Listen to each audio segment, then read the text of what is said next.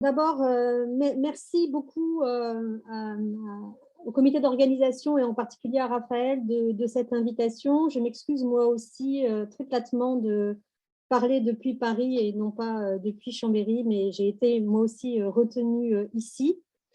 Et comme vous le voyez, je propose aussi un PowerPoint. Je le crains beaucoup plus traditionnel que celui que nous avons eu en première instance, mais je ne crois pas que les logiques soient opposables. Et je suis même certaine qu'il est très nécessaire en fait que non seulement il y ait des discussions nourries à partir de ces différentes approches, mais même qu'elles fusionnent éventuellement. Et effectivement, je crois que je suis une des chercheuses et historiennes à appeler de mes voeux la constitution précisément d'études CUT dans le système académique français, parce que je crois que nous aurions beaucoup, beaucoup, beaucoup à apprendre les uns les autres, les unes des autres, et même à travailler de manière beaucoup plus importante ensemble, y compris à produire des choses collectivement. Le travail collectif n'étant pas très à la mode, mais je crois qu'il est pourtant très important pour ce type de problématique. Alors, je vais vous présenter un travail en cours qui va donner lieu, en fait, dans quelques temps, à un livre, plus exactement à un essai historique sur la naissance du capitalisme sexuel en France et en Europe au XIXe siècle. Je suis moi aussi une forcenée du XIXe siècle. Je suis 19e depuis toujours et j'adore tout particulièrement ce siècle, en particulier le premier 19e siècle. Donc, la période chronologique qui va de l'intersection entre la fin du XVIIIe et le début du XIXe siècle. Et donc, cette recherche, en fait, que je mène sur le capitalisme sexuel depuis quelques années déjà, et qui m'a conduite finalement à rédiger ce livre, je le fais dans une optique très clairement située, puisque je ne crois pas du tout que le savoir objectif existe et qu'il y ait une vérité historique, même transitoire. Et donc, je pense que c'est vraiment nécessaire, en fait, de produire des savoirs situés, si possible, non verticaux, horizontaux, qui soient l'objet, encore une fois, de discussions nourries. Donc, c'est un sujet qui est, à mon avis, très important pour comprendre aussi l'archéologie, la généalogie de la question du travail du sexe. Parce que si cette question du travail du sexe a émergé, c'est aussi parce qu'elle a émergé dans un contexte politique, économique, social, qui est précisément celui de la naissance du capitalisme sexuel et à l'intérieur de lui, de l'industrie du sexe. Donc évidemment, vous imaginez qu'avec le temps que j'ai, je ne vais pas pouvoir développer la chose de manière extrêmement précise, mais je voudrais quand même poser avec vous aujourd'hui quelques points qui font l'objet donc de ce travail. Donc, il me semble que pour comprendre les liens entre la naissance de l'industrie du sexe, qui est en même temps une industrie de la prostitution et en même temps de la pornographie, parce que il faut savoir que, par exemple, les premiers films pornographiques ont été tournés dans les bordels et que, pour des raisons qui sont évidentes, le milieu du sexe est un milieu qui est très sensible aux évolutions technologiques et qu'il est très réceptif aux mutations sociales. Parce que c'est un milieu capitalistique, justement, et qu'il doit répondre, en fait, aux évolutions de la société.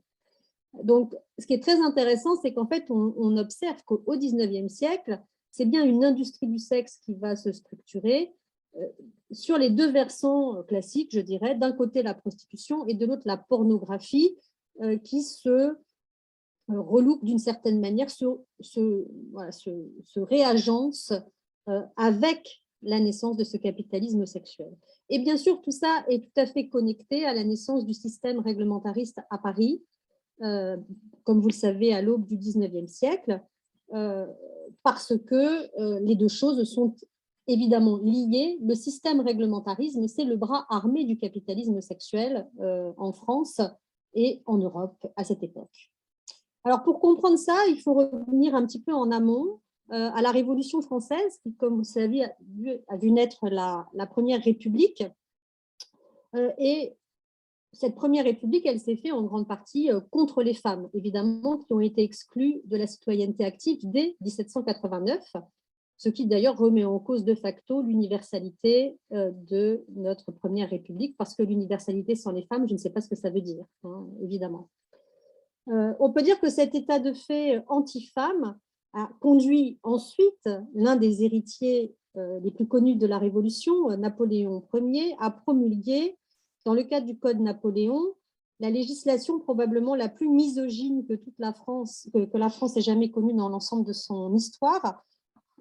Évidemment, législation misogyne qui est tout entière résumée dans l'article 223 du Code civil. La femme doit obéissance à son mari, le mari doit protection à sa femme. Dès ce moment, les femmes, en particulier les épouses et les veuves avec enfants, deviennent des mineurs à vie. Évidemment, la catégorie de mineurs à vie est très importante aussi pour appréhender la question de la prostitution, parce que les prostituées sont par définition des mineurs à vie, étant considérées comme les moins aptes à l'autonomie de toutes les femmes à l'intérieur de cette catégorie, évidemment extrêmement stigmatisée.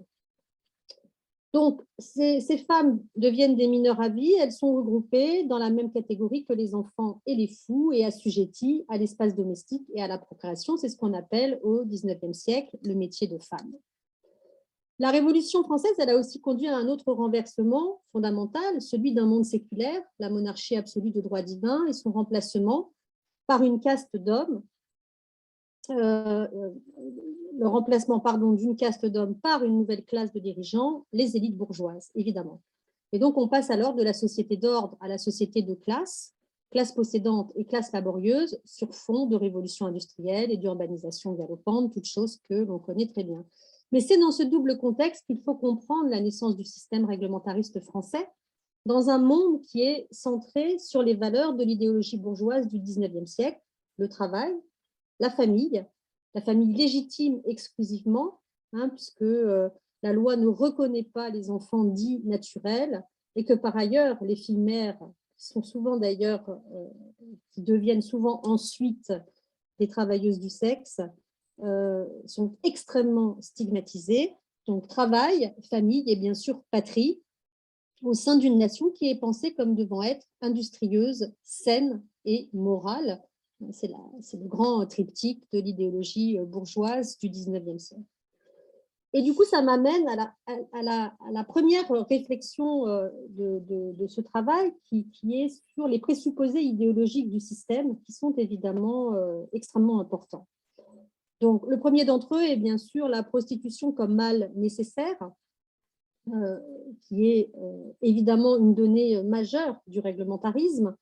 L'idée qu'aucune société à aucun moment n'a pu éradiquer la prostitution et que, évidemment, il ne sert à rien d'user ses forces à tenter de la détruire, puisque c'est impossible, mais qu'il faut tout au contraire la contrôler, la surveiller et la punir, en organisant strictement les activités sexuelles prostitutionnelles selon une logique qui est en même temps masculiniste, capitaliste et morale, l'objectif étant de rentabiliser la prostitution en somme, hein, d'en faire une énergie productive dans le cadre évidemment de l'idée de l'utilité sociale et économique de la prostitution. C'est pourquoi en fait on commence à l'étudier d'un point de vue entre guillemets scientifique, puisque l'objectif de ces études est de comprendre les mécanismes économiques autant que les hiérarchies sociales qui vont fonder en fait ce monde de la prostitution à l'aube du XIXe siècle. L'objectif, c'est de produire une grille de lecture raisonnée qui permette de rendre lisible le monde très opaque du marché du sexe à cette période. C'est d'ailleurs l'objet tout à fait évident et revendiqué de la grande étude sur la prostitution menée à Paris par le docteur Alexandre Parent du Châtelet, qui est un médecin, un hygiéniste et un urbaniste, et qui d'ailleurs avait écrit dès 1824 un essai sur les cloaques ou égouts de la ville de Paris, ce qui lui a donné d'ailleurs l'idée d'appliquer ce travail au monde de la prostitution, et c'est ce qui donnera naissance au fameux concept d'égout séminal. Donc, c'est en travaillant sous les sous-bassements de la ville, sur le drainage finalement des déchets organiques, que eh bien, Parent du Châtelet applique le système à ceux qu'il appelle les, entre guillemets, déchets sociaux. Comment canaliser finalement toutes ces questions-là. Donc, j'ai mis ici une photographie de ce fameux livre dont on parle souvent, mais qu'on voit rarement. C'est un ouvrage colossal, hein, comme ça a été dit tout à l'heure. Première étude, ça dure 8 ans. Et bien évidemment, c'est présenté comme une étude puissamment objective scientifiquement. Or, nous savons bien sûr que c'est un monument idéologique majeur du système réglementariste, hein, évidemment, aujourd'hui. Le deuxième présupposé du système, qui est essentiel pour moi dans l'optique dans laquelle je travaille, c'est revenir sur le triptyque fondateur de l'idéologie bourgeoise du XIXe siècle, classe laborieuse, classe dangereuse, classe vicieuse. Si on reprend la biographie de Parent du Châtelet, on s'aperçoit que celui-ci est très marqué dans sa jeunesse par la visite du quartier du Palais Royal, qui à l'époque était considéré, donc à la frontière entre le XVIIIe et le XIXe, comme le bordel de l'Europe. Et il avait été extrêmement frappé par la licence de la rue qui s'étalait, dit-il, en toute impudicité, mais aussi par l'action délétère des courtisanes qu'il appelait ces ruineuses de patrimoine et de santé. Et pour lui, il est clair que la morale et l'hygiène doivent être du ressort de l'État. C'est l'État qui doit organiser la question de la prostitution. Qu'est-ce qui lui pose le plus problème? Et je dirais que c'est toujours le cas aujourd'hui. Hein, c'est la prostitution visible, celle des rues, et donc, de facto, la prostitution populaire, qui est pour lui extrêmement dangereuse. C'est pourquoi elle doit être au cœur de la nouvelle réglementation qu'il appelle de ses voeux. En particulier, on voit que Parent du Châtelet est extrêmement angoissé par le profil de la prostituée populaire prolétaire, en particulier quand celle-ci est insoumise, ce qui n'est pas rare. Et c'est contre cette prostituée populaire prolétaire qu'il construit un système dont le but est une surveillance implacable, parce que la prostituée est par nature, nous dit-il, vicieuse, qu'elle est par nature un agent de contamination, en particulier syphilitique, dans un temps où la syphilis est évidemment une maladie qui fait extrêmement peur, qui est extrêmement anxiogène. En ce sens, on peut dire que le réglementarisme est bien une biopolitique de genre, de classe et de race, puisque elle active un racisme extrêmement prégnant au XIXe siècle, qui est le racisme de classe, qui s'exerce de manière extrêmement violente contre les femmes pauvres, qui sont, nous le savons, le cœur du dispositif du réglementarisme. Ce sont les femmes pauvres, c'est la sexualité des femmes pauvres qui doit être contrôlée, surveillée et punie. J'ai mis ici aussi le registre des courtisanes, qui est une source tout à fait majeure de l'histoire de la prostitution à Paris à cette période, qui est un registre qui a été constitué par la police des mœurs dans l'objectif de surveiller ce milieu qui est considéré comme assez nébuleux, mal catégorisable et donc difficilement contrôlable. Et c'est bien pour le contrôler qu'on va le rationaliser, le catégoriser, etc., ce que feront très bien les réglementaristes du XIXe siècle. Troisième présupposé du système, il s'agit bien d'un système masculiniste qui repose sur la bicatégorisation des femmes. Si ça marche, c'est aussi parce qu'on a réussi, bien sûr, à diviser les femmes entre elles. Et Parent du Châtelet est bien un homme de son milieu et de son temps qui a une vision très misogyne des femmes, divisées arbitrairement entre deux catégories très fixistes, d'un côté les anges innocents, de l'autre les succubes démoniaques. Ça renvoie à toute une fantasmagorie qui a déjà été discutée plus tôt dans cette table ronde. D'un côté les femmes honnêtes, les femmes ventres qu'on épouse dans le but d'obtenir une descendance saine et légitime, à qui on pourra ensuite, bien sûr, transmettre le patrimoine, mais qui sont, en particulier pendant le premier 19e siècle, désexualisées et désérotisées, le métier de femme étant la lignée, en particulier la reproduction d'enfants mâles, et le statut des femmes circonscrit, des femmes honnêtes, circonscrit à l'espace domestique. Et puis de l'autre, les femmes définies comme malhonnêtes, des femmes sexes réduites aux relations sexuelles monnayées, dont l'utilité sociale est évidente du fait de l'idée de la supposée sexualité irrépressible des hommes qu'il faut canaliser grâce à elle. Et ce qui est très fascinant, en fait, quand on travaille sur les archives, c'est qu'on observe que, par exemple, les prostituées ne sont pas du tout analysées comme des épouses, des mères, parce que dans l'esprit des réglementaristes, elles ne le sont pas, même quand elles le sont d'une certaine manière. Donc, il faut bien dissocier ces deux catégories. D'un côté, les épouses, de l'autre, les anti-épouses, qui sont pensées et théorisées comme antithétiques d'ailleurs et qui interagissent dans deux espaces qui sont des espaces clos mais dissociés. Le foyer conjugal d'un côté, de l'autre, le bordel. Le but étant, par extension, bien sûr, de soutenir la famille bourgeoise, qui est considérée comme le pilier de la société, le pilier de base, la cellule de base de la société, et bien sûr de protéger la femme honnête de la concurrence d'autres femmes, les maîtresses, les courtisanes, en lui assurant une place intangible au travers de la figure de la prostituée qui est extrêmement stigmatisée, surstigmatisée. Le 19e siècle, c'est un des moments, je pense, de l'acmé de la plutophobie dans l'histoire générale de la prostitution.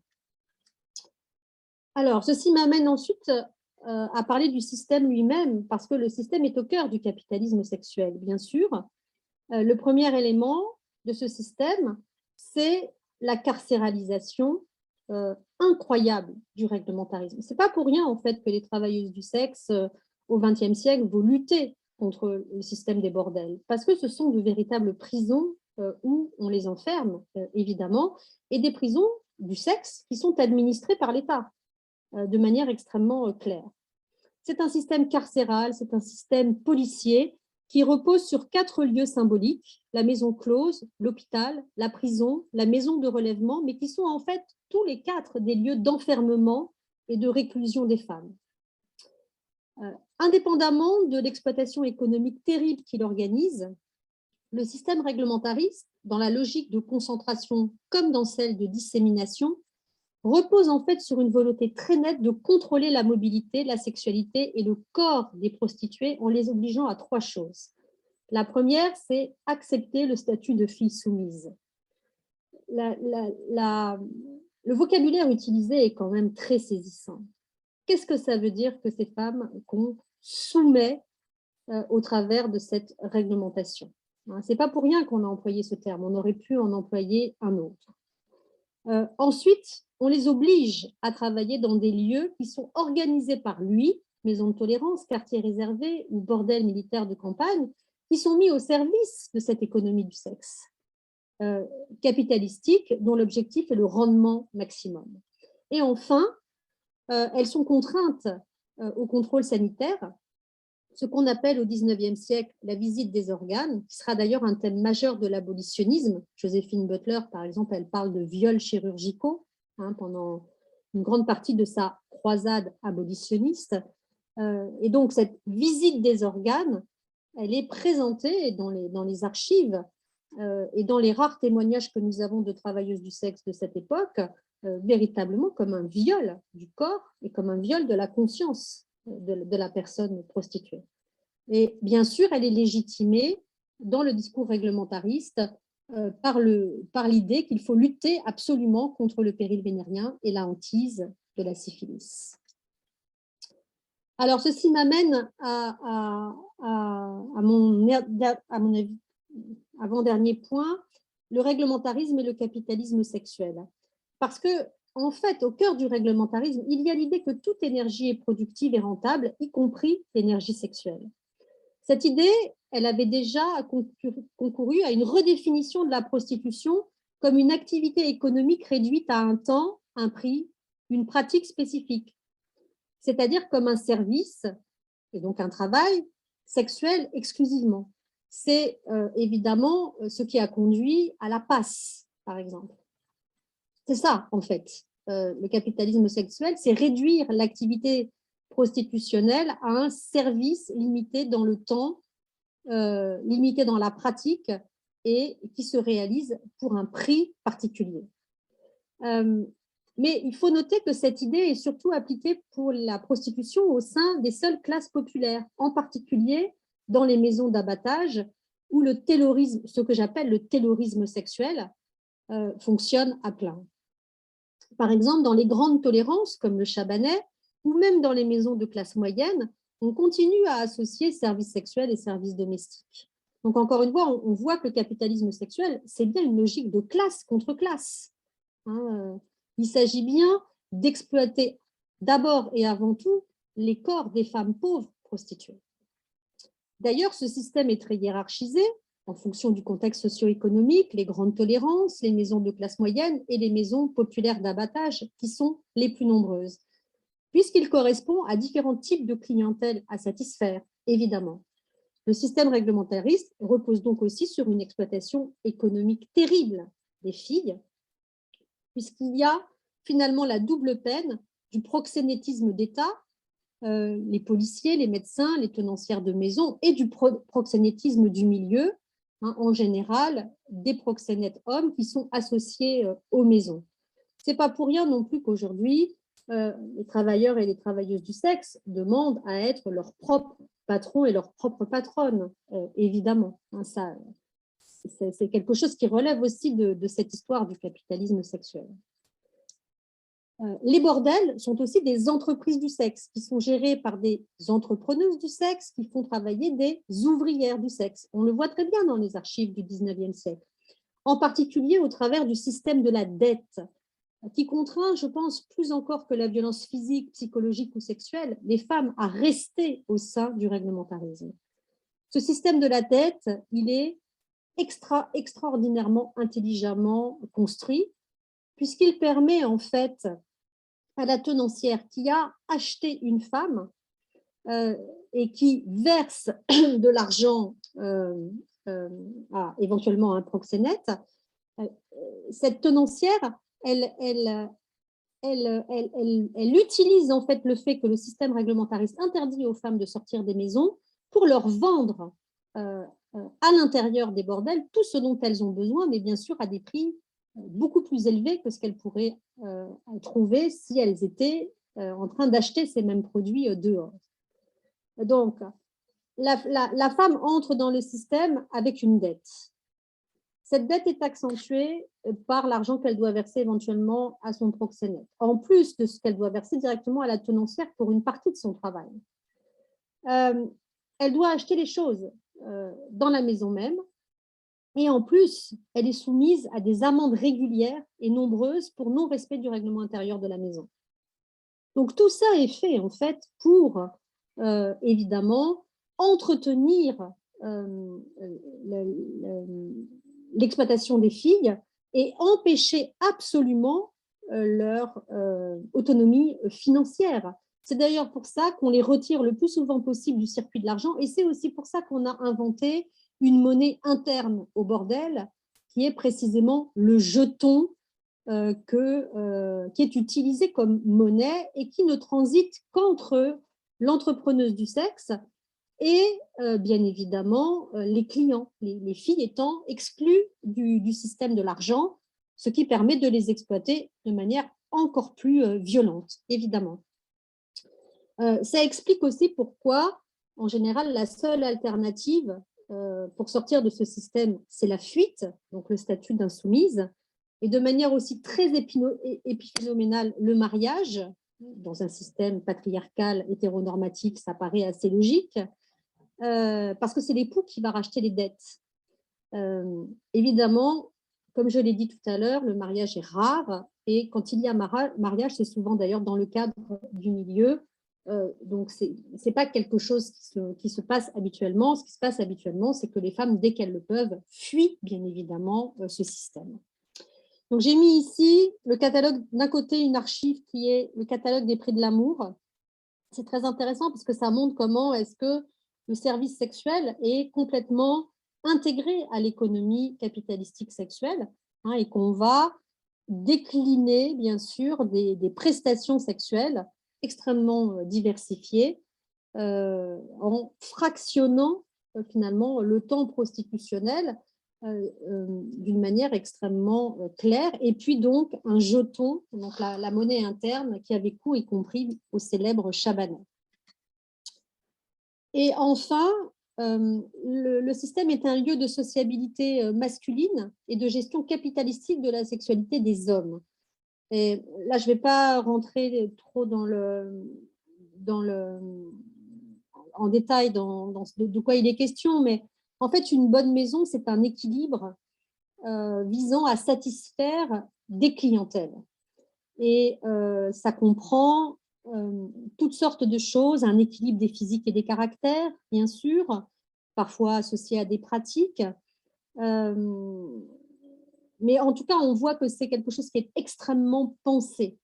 L'objectif, c'est que chaque homme qui entre au bordel trouve la femme dont il a besoin, ou qu'il espère, ou qu'il désire au moment précis où il y est. Et ça, c'est des techniques qui sont des techniques de marketing sexuel, en réalité, et qui sont mises en place finalement assez tôt, bien plus tôt qu'on ne le dit souvent, et certainement bien avant le XXe siècle, évidemment. Par ailleurs, le bordel est le lieu par excellence de l'initiation sexuelle des hommes au XIXe siècle. C'est d'ailleurs souvent en son sein que ceux-ci ont leur première relation sexuelle et même se préparent à leur mariage, en particulier à leur nuit de noces, comme le montrent très bien nombre d'études du XIXe siècle. C'est aussi le lieu d'expression des impuissances masculines. Je crois que c'est très important aussi, notamment ces impuissances masculines qui peuvent être multifactorielles, liées à des traumas. Je pense par exemple aux soldats qui reviennent des guerres, à l'âge, mais aussi au handicap. C'est aussi une question très contemporaine, mais c'est une question qui est évoquée évidemment dès le XIXe siècle. Et puis, ce n'est pas un lieu qui est toujours réservé au sexe, en tout cas pour les maisons de tolérance les plus réputées, puisque c'est un lieu de sociabilité totale où on peut converser, où on peut jouer, où on peut boire, on peut même d'ailleurs parfois y faire des affaires. Donc, la prostitution est aussi insérée dans les sociabilités masculines de l'époque d'une manière extrêmement importante. Par ailleurs, le réglementarisme est un système masculiniste qui repose sur une sexualité hyper hétéronormative. Et dans cette logique, qui va d'ailleurs être récupérée par l'abolitionnisme ensuite, le client est toujours un homme et la prostituée toujours une femme. Et bien sûr, on sait qu'il existe des établissements homosexuels, mais ceux-ci sont totalement clandestins et se trouvent donc de facto hors du système. Et d'ailleurs, il y a très peu d'archives qui parlent en fait de ces institutions non hétérosexuelles de la prostitution. Alors, en conclusion, tout ceci explique pourquoi les prostituées, qui sont bien incontestablement des travailleuses du sexe dans ce contexte puissamment capitaliste, vont d'abord mener des micro-résistances individuelles. Je crois que c'est très important en fait de préciser que les travailleuses du sexe n'ont pas attendu les militantes abolitionnistes, ni même les féministes pour résister. Elles ont toujours résisté à ce système. On le voit au travers de micro-résistances qu'elles mènent. Ces micro-résistances sont visibles et elles conduisent, je pense, assez sûrement aussi à saper, à saborder le système réglementariste. Je crois que c'est important de le préciser. Et puis, elles vont aussi mener des luttes collectives. Alors, plus tard, bien sûr, dans le XXe siècle, mais les deux choses sont évidemment liées. Et que les résistances soient individuelles ou que les luttes soient collectives, on peut dire que les travailleuses du sexe sont devenues dès lors de véritables actrices politiques par elles-mêmes et pour elles-mêmes de la remise en cause de ce système. Et par exemple, on voit que dès la fin du 19e siècle et du début du 20e siècle, on parle déjà de syndicalisation. Justement parce qu'on est dans une économie capitaliste du sexe. Donc, il y a déjà cette idée qu'il faut que les travailleuses du sexe se créent des syndicats pour pouvoir se défendre, pour pouvoir défendre leurs droits de travailleuses. Mais aussi, et c'est le deuxième versant, on voit aussi qu'elle mobilise des réflexions sur les possibles alternatives, d'abord au réglementarisme, au néo-réglementarisme, à l'abolitionnisme et aujourd'hui encore, bien sûr, à l'abolitionnisme à tendance prohibitionniste. Et ça, c'est un élément très important de ce troisième volet de mon livre, c'est la troisième partie, qui consiste à parler en fait de ces résistances de travailleuses du sexe qui luttent contre un système capitaliste qui les exploite, qui les domine et qui les stigmatise. Merci beaucoup de votre écoute.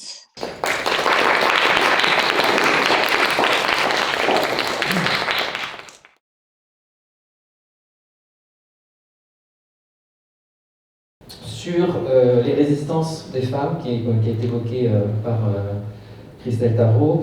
Moi, c'est aussi quelque chose que je crois beaucoup, et mon hypothèse, j'ai toujours cette hypothèse en tête de me dire, est-ce que finalement, au début du 19e siècle, cette volonté de contrôler les travailleurs du sexe à travers ce nouveau système de réglementation, de maisons closes, d'enfermement, de registres obligatoires, etc., est-ce que c'est pas aussi parce que ces prostituées faisaient partie du femmes du peuple qui ont été très actives dans les processus révolutionnaires au moment de la Révolution française. Les femmes du peuple qui vont chercher le roi à Versailles, combien de prostituées parmi elles? Moi je pense a priori beaucoup. Pareil pendant la Commune en 1870, 71. Je pense que dans plein de périodes révolutionnaires, il y a eu peut-être des effacements, certainement, parce que les mouvements ouvriers n'ont peut-être pas voulu qu'on soit reconnus comme acteurs et actrices, pour le coup, peut-être plus actrices d'ailleurs. Et je me demande, est-ce qu'on a peut-être des traces, des sources, des preuves pour pouvoir vérifier ou non cette hypothèse-là? C'est-à-dire que souvent, on sait que oui, il y a une volonté de contrôle sanitaire, de contrôle social, etc. Mais est-ce qu'il n'y a pas aussi une volonté de contrôle politique par rapport à ces classes dangereuses que représentent les femmes prostituées de cette époque-là? Voilà, c'est une question que je me suis toujours posée et je me demande s'il n'y a pas des indices pour apporter un peu une petite réponse là-dessus. Pour revenir à la question des résistances, moi j'ai toujours été frappée, mais peut-être aussi parce que je les ai cherchées, parce que je me suis dit, moi, si j'étais dans cette situation-là, qu'est-ce que je ferais? Et je me disais toujours, je ne le supporterais pas. Je ne le supporterais pas, il faudrait que je me révolte. Donc, j'ai toujours cherché, en fait, à trouver, y compris en rusant avec les sources, les sources archivistiques, qui ne donnent que rarement la parole, de manière générale, aux femmes, et en particulier aux femmes prostituées, et de manière générale à tous les dominés, quelle que soit la forme de domination, y compris quand les dominations sont croisées. Donc, il faut ruser avec les sources. On ne peut pas faire autrement, parce que les sources elles-mêmes, directement, ne disent pas ce que nous avons besoin de trouver, de chercher et d'analyser. Mais j'ai été frappée, vraiment, je le dis très sincèrement, par ces micro-résistances, notamment dans le parcours de prostituées algériennes, marocaines et tunisiennes pendant la colonisation, puisque c'était ma thèse originelle, la prostitution coloniale.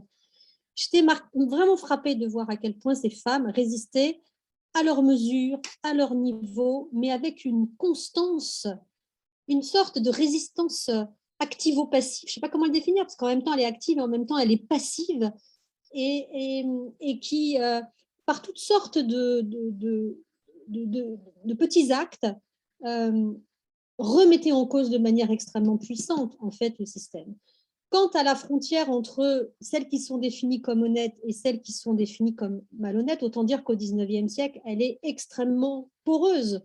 Donc, il est évident que dans les mouvements politiques qui commencent par des émeutes et qui finissent par des révolutions, notamment en France, il y a toute une série de femmes pauvres qui sont ce qu'on appelle des occasionnelles de la prostitution, du fait même, en fait, de leurs conditions sociales de femmes, qui sont en l'occurrence doublement opprimées parce qu'elles sont femmes d'abord, parce qu'elles sont pauvres ensuite, et que pour sortir de leurs difficultés financières, même ponctuellement, dans un monde où quand même le travail est ultra genré.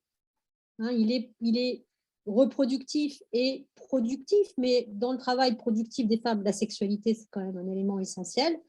Mais effectivement, il y a des travailleuses du sexe, qu'elles soient occasionnelles ou qu'elles soient des, entre guillemets, professionnelles. Donc, on ne s'étonne pas, en fait, effectivement, que ce soit aussi dans cette catégorie-là qu'on retrouve des résistantes au système capitaliste, en particulier au capitalisme sexuel, et que ça se voit évidemment dans les différents processus révolutionnaires. Je ne sais pas si j'ai répondu, mais je crois que c'était ça que c'est Thierry qui a posé la question parce qu'on entend très mal et on voit encore moins. Donc, si c'est Thierry, j'en profite pour le saluer chaleureusement. C'est Thierry, tout à fait. Oui, c'est bien, tu réponds je te salue chaleureusement aussi. Et dans la question, pour plus précisément, c'était est-ce que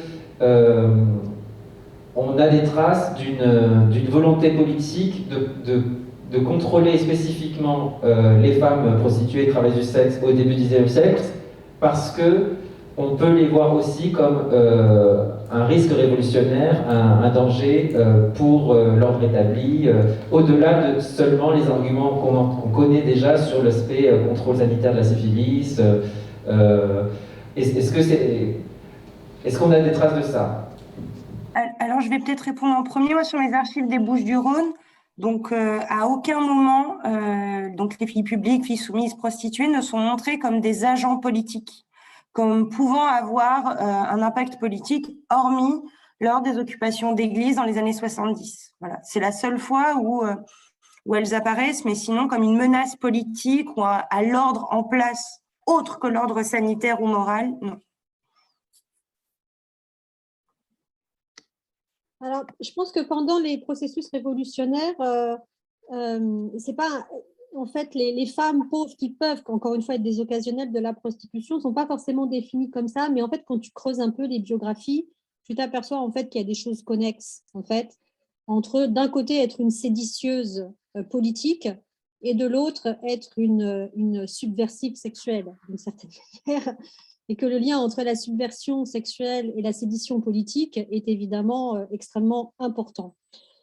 C'est difficile en fait de pouvoir l'affirmer, sauf de manière assez circonscrite, parce que, encore une fois, les archives sont très pauvres.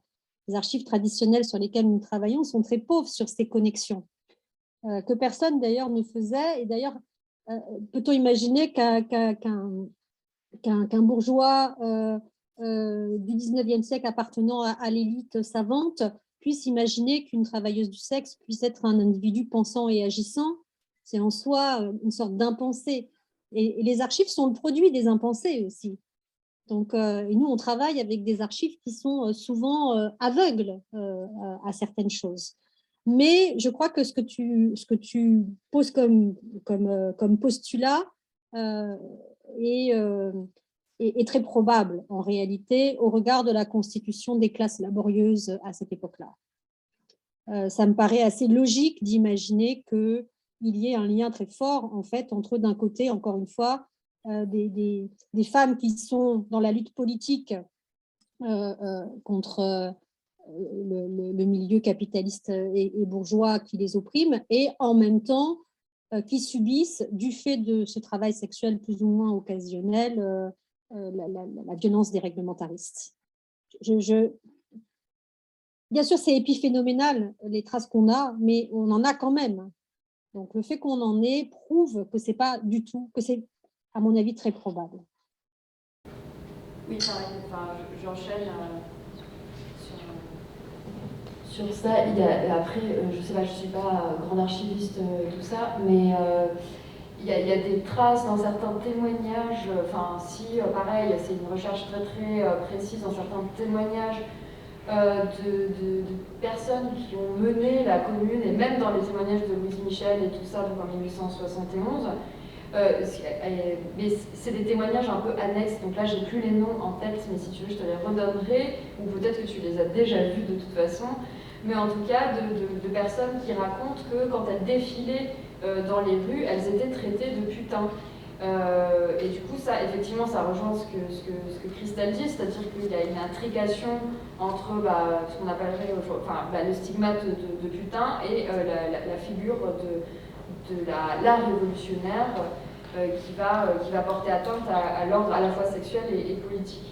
Et du coup, il y a plein de petites traces comme ça dans certains témoignages de femmes qui étaient incarcérées à Versailles, je crois, et qui racontent justement ce rapport en fait, qu'elles ont soit de déni, soit justement d'un peu plus embrasser ce stigmate de pute au sein des prisons, et qu'est-ce qu'on en fait, comment on fait quand on rencontre une putain qui est là un peu par... Enfin, il y a certaines petites traces qui existent en tout cas, et on ne sait pas vraiment si c'est une participation active ou politique. Il y a une ambiguïté, puisque comme vous disiez avant, évidemment elle est systématiquement niée, mais il y a des petites choses.